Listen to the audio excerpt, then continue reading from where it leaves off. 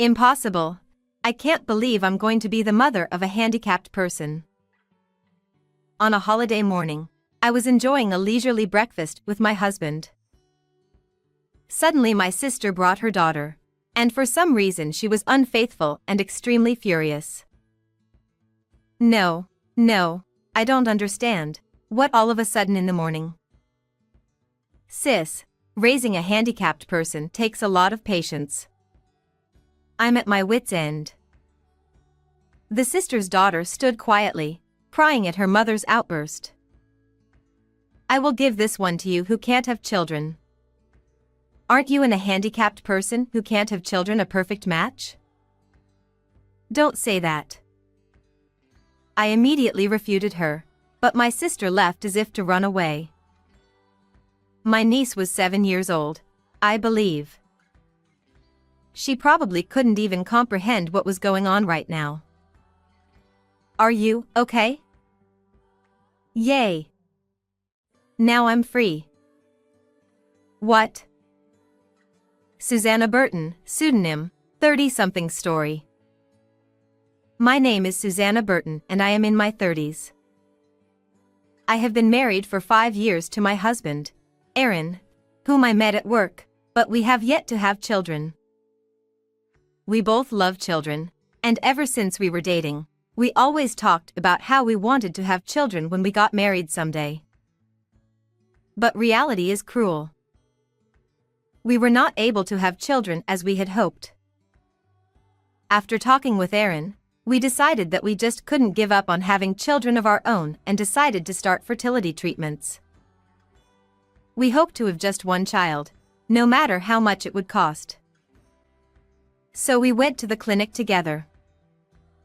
However, the doctor told us that our chances of having a child were extremely low. But on the contrary, we were determined. We had done all we could do. All I want is to be with you. Let's enjoy life together. He also encouraged me by saying so. Even if we were not blessed with children in the future, we could enjoy our life together as a couple. One day, when I returned to my parents' house, my sister Caroline had also returned at the same time. She had been popular since she was a student because of her pretty looks and her good sense of humor, and now she was married and had a husband named Seth. I hadn't seen her in a while, and she was dressed in high brands. She proudly told me that Seth has taken over his parents' company and is the president. By the way, she makes fun of the fact that my husband is an ordinary company employee, and she also demeans me. My husband is now the president of the company? Well, he was always an elite. Compared to that, yours. Your husband is amazing, isn't he? But Aaron also works very hard and is very kind to me. You've always been like that, and that's why you can't do anything. I was always bothered inside, while I was appropriately malleable. It was a good thing I didn't talk back to her. By the way, I heard that you are a defective product who can't even have children. You're a useless woman, aren't you? She said mockingly while laughing at me. Caroline has always disliked me anyway. She always tries to outdo me and mount me, which frankly tires me out. She doesn't say such terrible things to me in front of my parents either. She does whatever she wants when her parents are not around. I was deeply offended by her ridicule of my infertility and left my parents' house. Why should I be talked about like that? How much did she think I had suffered because I could not have children? After that, she often pointed out to me how difficult it was for me to have children. When she meets with me, she brags about having a child herself. Even though I have always thought I understood her bad character, I could not tolerate her ridicule of my sensitive issues. She makes fun of me every time I see her like this, and her attitude gets worse and worse. Then we have no choice but to distance ourselves from her. I began to be careful not to see her as much as possible. Then one day on a holiday, many months later, the intercom suddenly rang. Suddenly, the intercom rang. My husband was off today, and he was out shopping. I was alone, doing the housework. When Aaron comes home, maybe we can go out somewhere together. I was washing dishes while thinking about that. I wondered what in the world was going on in the morning, and when I checked, to my surprise, it was Caroline. It's been a while since I've been away from here. I haven't seen her for a long time. And yet, it was her coming to me. Her face on the intercom screen was clearly unhappy, and she was standing there in front of the front door. I wonder what she wants, even though I don't want to see her. I reluctantly opened the front door. She is standing in front of me with a sullen expression on her face. It's been a long time. Oh, it's so unusual to see you here with Natalie.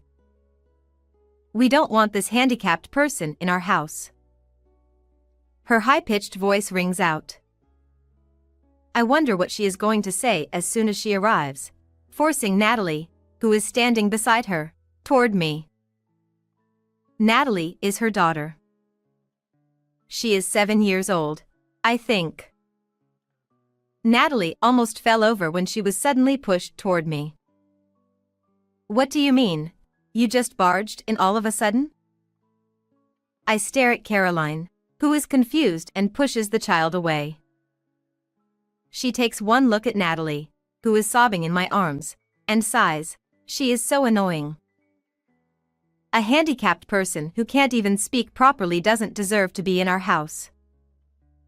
How can you use such a violent word as handicapped to your own daughter? I was at a loss for words. What do you mean she can't speak? It means exactly what it means. It's a pain in the ass. Caroline sighs heavily. You know, being a parent of a handicapped person is very, very hard. I can't do it anymore. You can't have children, so I'm going to give you one. What? You can't have children and a handicapped person is a perfect match. Get along with each other. After saying what she wanted to say as much as she wanted, she got into her car and drove away without making eye contact with her daughter. I was so stunned by what had happened that all I could do was hug Natalie.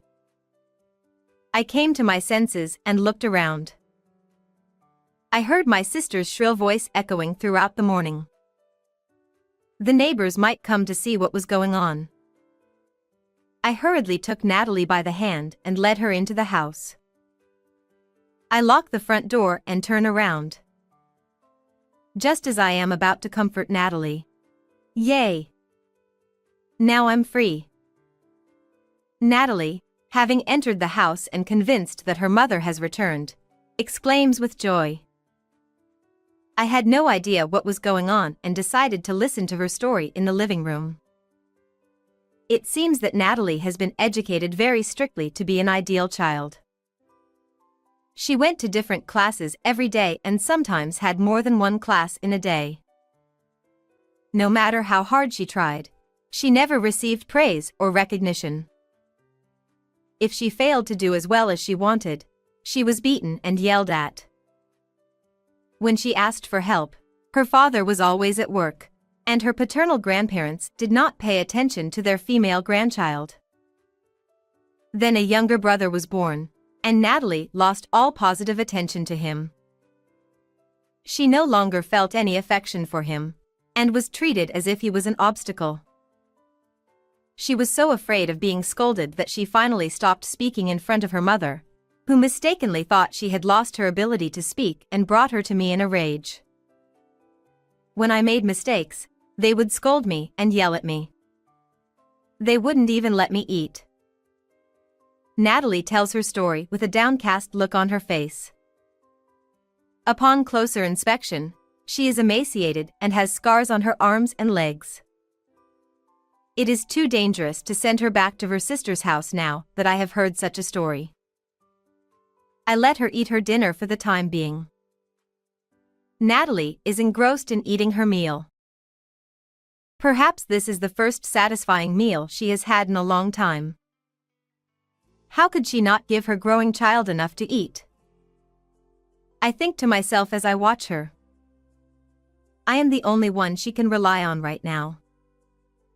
I was ready. Aaron returns a little later and is surprised to see Natalie at home. I immediately told him what had happened. I then told him that I wanted to take Natalie in. He too was displeased with my sister and her husband's inability to take care of their own child. He agreed to let Natalie be our child. We made an appointment later that day to meet with my sister and her husband and decided to officially adopt Natalie. Seth, too, seemed to be in the mood that as long as he had a good son, he was fine with Natalie. Seth was also in no way concerned about Natalie. Seth's parents also said that they would be better off without a girl. The adoption process was completed in no time at all. We were relieved and determined to make Natalie happy. From now on, we wanted Natalie to live a life of freedom. We would give her all the love we could, as if she were a real child. We would encourage and support her in whatever she wanted to do. After that, Natalie grew up with a carefree spirit. A few years later, she went to law school at a well-known university. We celebrated the fruit of her diligent efforts as if it were our own. One Sunday, while we were relaxing as a family, my sister and her husband suddenly barged into my house. Without even saying hello to us, they clamored for Natalie's return. I thought back to that time. The sister and her husband came to my house without permission and abandoned my little Natalie as if she were an object. They must have heard somewhere that Natalie had gone to a prestigious university, even though they had never heard from her before. I can't believe they would say that now. Apparently, Natalie's younger brother, who they thought was brilliant, had dropped out of high school. Perhaps they was strictly doing the same kind of intrusive education that they used to do to Natalie in the past. If they were tied down so tightly, any child would lose motivation for everything, not just studying. I had originally heard that Natalie's brother was a recluse and had refused to go to school in middle school. We don't want that socially inept child in our house. Natalie, come home. Upon learning that Natalie had been admitted to a difficult university, my sister and her husband came to pick her up. How could they come to pick up their daughter, whom they once called handicapped and discarded, for their own convenience? Children are not their parents' property or toys. I was deeply offended by their unmanageable behavior. Since that moment when we decided to raise Natalie as our own child, we had given her our wholehearted love. Aaron, who had raised her as his own daughter, also covered Natalie's back and refused to let her go. The two of them continued to fuss at the door that they were Natalie's parents. They were no longer getting anywhere, and just when I thought they were. My parents are Aaron and Susanna. You are not my parents. Natalie stared at my sister and her husband with a serious look in her eyes. When she clearly refused, the sister and her husband left, leaving her with the discarded words that they would take legal action. Later that day, the sister and her husband hired a lawyer to try to pretend that Natalie's adoption had never happened. However, at that time we had followed the official procedure and adopted Natalie. Therefore, they could not dissolve the adoption. In addition, Natalie, who was 7 years old at the time, still bore the scars of violence that we called discipline, and she was much thinner than the norm. I have a medical certificate in my possession that states that she was probably abused. I showed the medical certificate to my sister and her husband, who were going to court, and asked them if they were still going to court. Seth, who had taken over his parents' company and was now the president, declined to go to trial for fear of bad publicity. They are the kind of couple who would even abandon their own child out of concern for the world. There was no way they could go to court with the evidence of their abuse in front of them. But somewhere along the way, a rumor began to circulate that Natalie, Seth's eldest daughter, had been adopted, as if she had been abused and abandoned. The rumor spread quickly, and the stock price of Seth's company dropped dramatically. Soon after, Seth was removed from his position as president of the company in order to take responsibility for his actions. My sister and her husband then disappeared. Natalie's younger brother, who was left alone, was taken in by Seth's relatives, passed his tests, and attended college. Natalie successfully graduated from college and got a job at the company she wanted. She married a man she met at work. We were sad to see her go, but wished her a long and happy life as she left our home with her husband and wife. What did you think of this story? Please subscribe to our channel. See you in the next video. My name is Remy, a 45-year-old part-time housewife. Despite being exhausted from work and household chores every day, life was fulfilling. However, recently, my husband Taylor has been cold towards me, making me wonder if I did something wrong. Additionally, our 20-year-old college student son, Pashik, also stopped talking to me, making me think it's another phase of rebellion. Even though my son had become a well-behaved and good child after his rebellious phase, he's now treating me coldly at this age. So, even when I'm at home, I couldn't find peace or relaxation. One day, my husband and son expressed their desire to go mountain climbing. I was part of the Young Wonderful Club in my youth, and outdoor activities seem to be popular again. I want to start mountain climbing to improve my health. Sounds cool. I'm interested in that too. The food at the summit must be delicious, right? Remy, want to come along? Well, I wouldn't mind taking you along, haha. Sure. I felt a bit happy thinking my husband was being kind to me after a long time. Although I wasn't very knowledgeable about mountain climbing, I thought it could be a way to relieve stress, so I decided to give it a try. However, on the day of the mountain climbing, I suddenly couldn't go due to work. As a result, my husband and son went on their own. They planned to climb the mountain for a day and descend for another day.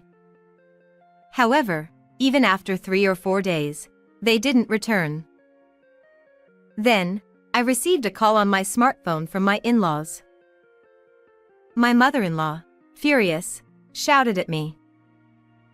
Where are they right now? They should have descended from the mountain already.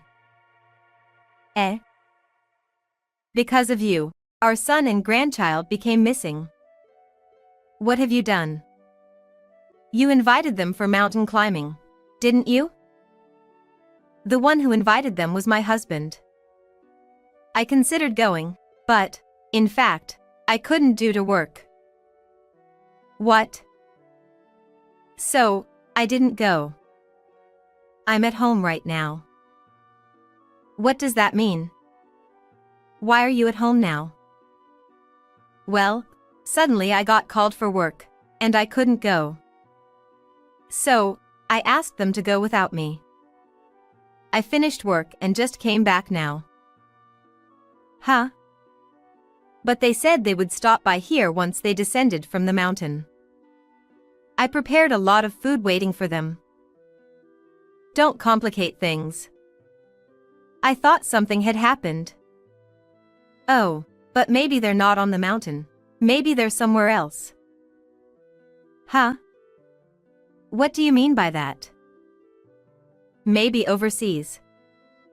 When I was cleaning the room earlier, I noticed that my husband and son's passports were missing. What? My mother-in-law was quite surprised and raised her voice. I also noticed earlier while cleaning that my husband and son's passports were missing, so I just thought they might be overseas. But even if they went somewhere, where could it be? If my husband and son went overseas, I became curious about their purpose.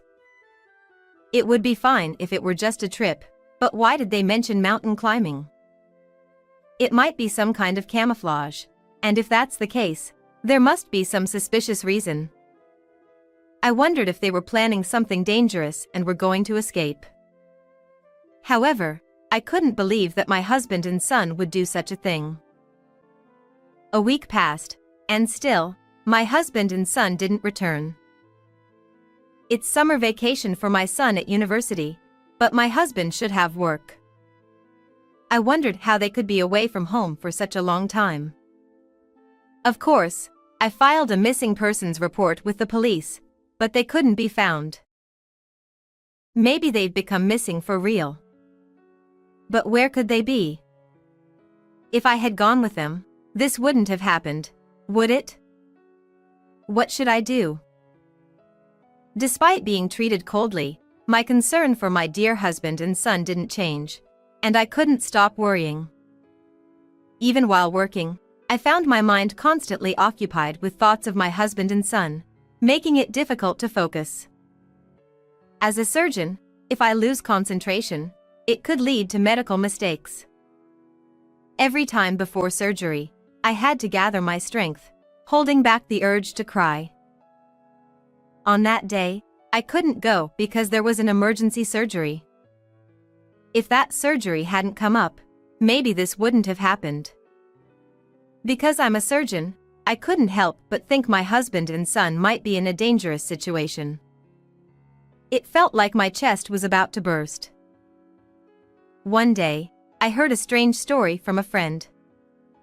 It was such an outrageous tale that my eyes nearly popped out. I got angry, thinking, those idiots. What on earth are they up to? I won't forgive them anymore. After that, I went to my in-laws' house, where both my mother-in-law and father-in-law were surprised to hear my story. Although my mother-in-law usually had a somewhat unpleasant way of speaking, she wasn't inherently malicious. Perhaps she was just not good at socializing. My father-in-law, despite giving off an intimidating impression, seemed like a good person at heart. So that's what happened. I'm sorry, Remy. It's okay. Because of you, I thought Taylor and Kashik were in danger. I'm really sorry. No, it's fine. They probably lied to both you and me. Even so, what a ridiculous story. If that's true, those two are idiots. Yeah, I was quite surprised too. Well, they'll probably come back eventually, and when they do, let's give them a piece of our minds. Several days later, my husband and son returned home, acting as if nothing happened. Since I had received a prior notice, I pretended to be calm. As they were much later than initially planned, my husband started making excuses. Oh, we decided to climb other mountains too, so we changed the plans last minute. Right, Kashik? Exactly, we'd become addicted to mountain climbing. So, we climbed a lot. And we even went to hot springs afterward. Ha ha ha, we've become very healthy. It feels so refreshing. I feel so refreshed. We made some great memories. Well, I guess you did something bad, felt refreshed, and made good memories. You were conducting some suspicious seminar overseas. Why would you say that? You held a volunteer event to help underprivileged children in the Philippines or something, right? And you organized a questionable seminar in a high-end tower condo in Salcedo. Well, and you were recruiting interpreters who could speak English and Tagalog, right? My friend accidentally applied because she thought it was a legitimate opportunity. She has a friend who is half Filipino and fluent in both languages. She works as a freelance interpreter through crowdsourcing. She applied for the job after seeing it, but as she listened to the details, she found it suspicious. Apparently, they asked her to transfer $15,000 as membership fees. She wondered why an interpreter had to pay such fees. That's the person who backed out at the end, right, Isa? Yes, you nailed it. Isa is my friend. My husband, who is a company employee, had mentioned wanting to start a business before. It seems he came up with the idea of a fraudulent business. He pretended to conduct charity work in the Philippines and recruited online interpreters, but it was full of suspicion.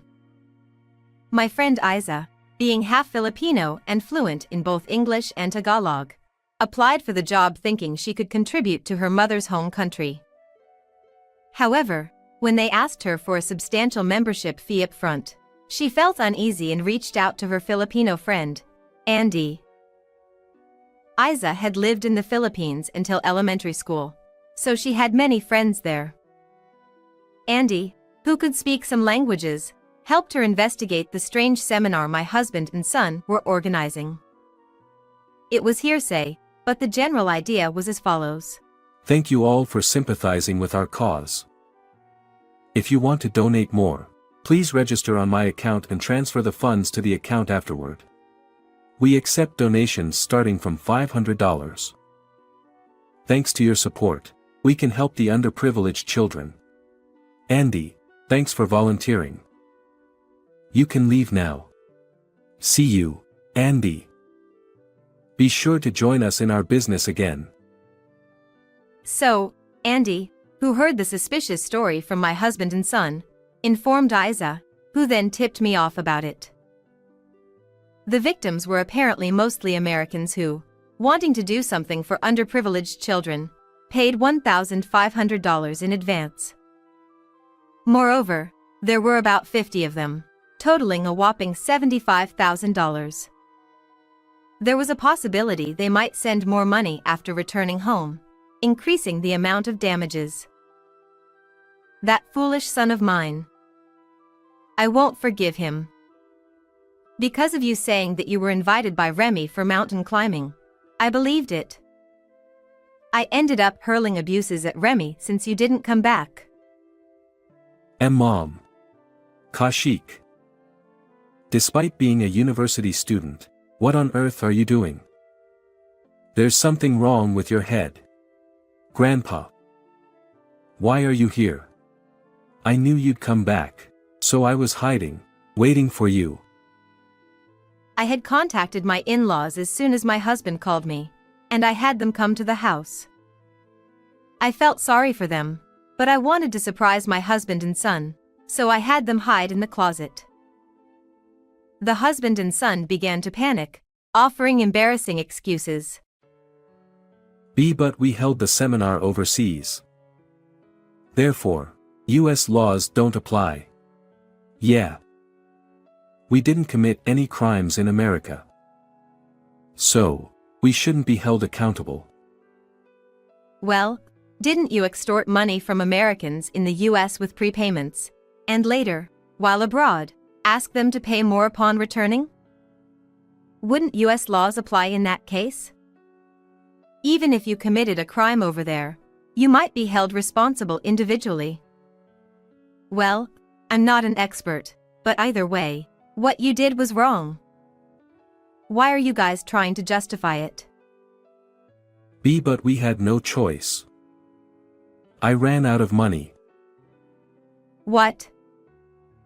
No matter how much you earn as a doctor, I thought if you found out I spent all the money and went broke, you'd divorce me. Why did you end up going broke? We went to nightclubs together, and seriously, the money ran out. What? We got too into it, and it was really tough. It turned out that the foolish husband and son spent so much money at nightclubs that they ended up broke. Come to think of it, I had been feeling distant lately, and even when I tried to hold hands, I was rejected. They must have been fawning over young girls, giving them lots of gifts. The thought of a 45-year-old man engaging in such behavior with young and beautiful girls disgusted me. Moreover, it wasn't just a simple employee-customer relationship. They had developed romantic feelings and were doing various things outside the club. Astonishingly, both the husband and son had impregnated their favorite girls. It seemed that they had to earn money for hospitalization and child support, leading them to the idea of a fraudulent business. At this point, I couldn't help but think that their heads were in the clouds, and they must be exceptionally happy. I was disgusted with my husband and son, who confessed everything. You idiots. What the hell have you done? You're no longer my son. Don't be so mad. I didn't do anything wrong. Remy is to blame for neglecting us and always working. What? You always say you're working, leaving the house late at night, right? That's why I got fed up. But, didn't you marry me knowing I'm a surgeon? I'm working hard for the family and the patients. It's terrible. You probably knew I wouldn't be able to go mountain climbing because I've been busy with surgeries lately. Did you foresee from the beginning that I wouldn't be able to go? Oh, yeah. I invited you just in case, trying to hide it from you. Well, it's not mountain climbing, though. You're always busy with work. Yeah, you don't care about us. Wait a minute. You're the one who repeated a year and dares to say such things. I'm the one paying your extra tuition. So what? I won't pay the tuition anymore. If you want to graduate from college, figure it out yourself. No, don't do that. Don't come to me only when you need money. Ask your dad, then. I can't. I got fired from the company. What? Actually, I was accused of harassing a young female employee, and I got fired. Another shocking revelation came out. This foolish husband had already been fired from his job. So that's why he could stay overseas for an extended period without any worries. Spending money recklessly at nightclubs, impregnating girls, getting fired from work for harassment. It was giving me a headache. How could someone make such foolish decisions? This statement angered my mother-in-law, and things took a turn for the worse. She scolded my husband loudly and began packing his belongings in their bedroom. You're already dumped by Remy. Live around here or something? Idiot.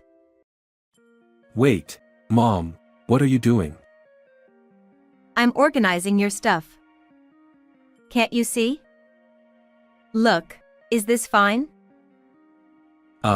Wait. EW, you were going to such places. Disgusting. Stop it. You scumbag. You won't be allowed in our home again. Disappear from our sight. That's right, kneel down and apologize to Remy first. Then never show yourself in front of us again. W8. Kashik, apologize too. Come on, Granny. Stop whining and kneel down. Thus, my husband and son knelt down facing me. They were sobbing, and it felt as if I were bullying them, which I disliked. I loved my husband, and I had taken care of my son. However, it was true that I couldn't give them much attention due to my busy job. But that didn't justify their criminal actions. I might have some points to reflect on, but I couldn't forgive my husband and son for committing crimes and destroying our family. My husband and son left the house with their belongings. I'm sorry for that time. I was truly out of my mind. No problem. Sorry for jumping to conclusions. Be happy from now on. Sure.